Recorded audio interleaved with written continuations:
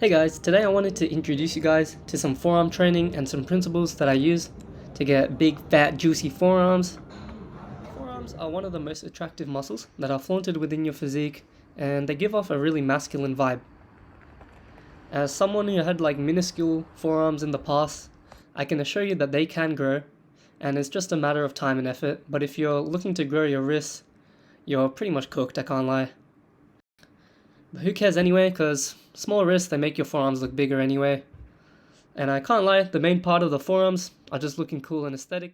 They also serve a purpose within your pulling movements, so you won't need to use straps, I guess.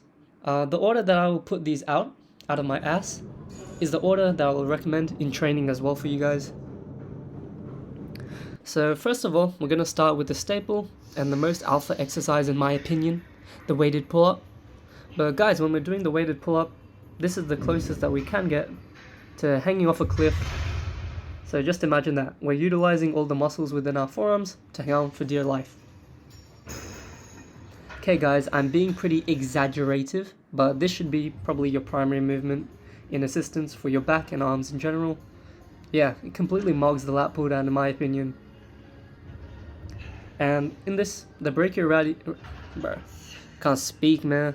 But the brachioradialis is a prime mover within this lift, and it often contributes to a significant part of your forearm anyway. Not to mention, bro, in this process you're gonna have a big ass back like Jonathan Joestar, bro. So how can you argue? And the second game changer is gonna be buying fat grips.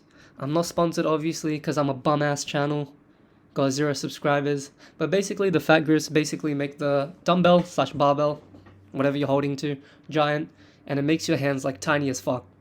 So this forces your forearms to contract, forearms and brachioradialis, I guess, as hard as you can, so the dumbbell doesn't essentially just fall out of your hand. If you haven't tried them, I recommend you try them, obviously, and this will make your forearms like incredible. It will make them feel on fire. Me personally, I couldn't even sleep the first time I did it because my forearms were like just aching, crying. Yeah, sad basically. Obviously when using the fat grips, this is going to be one of those movements where you have to use the hammer or reverse curl. I mean, you can do biceps curls as well, because you can test your forearm strength just by holding on, but hammer, reverse curl is probably going to be better. So yeah, focus on a non-supinated movement. And the last exercise that I'm going to give you guys is any forearm flexion and extension movement.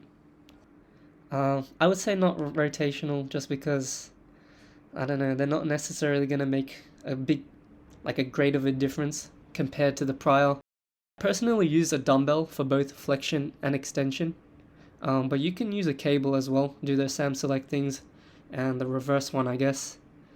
And yeah, when I'm doing it on the dumbbell, I'm kneeling down like I'm about to take some dick, using a bench to support my forearm. And yeah, you can just curl up and down. It's really easy and doesn't accumulate a lot of fatigue at all as well.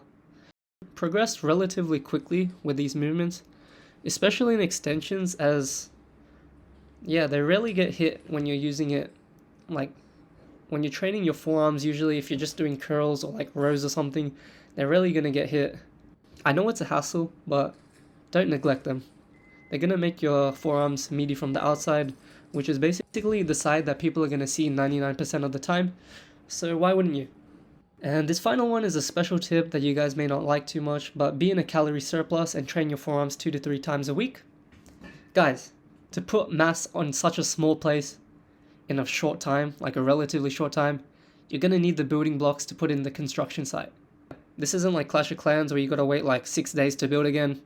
You know, forearms, they adapt pretty quick, and in my case it even like hyper responded a little bit to the mix of a 3 times a week frequency and a slight calorie surplus of even like just 100 calories. It shouldn't be too much.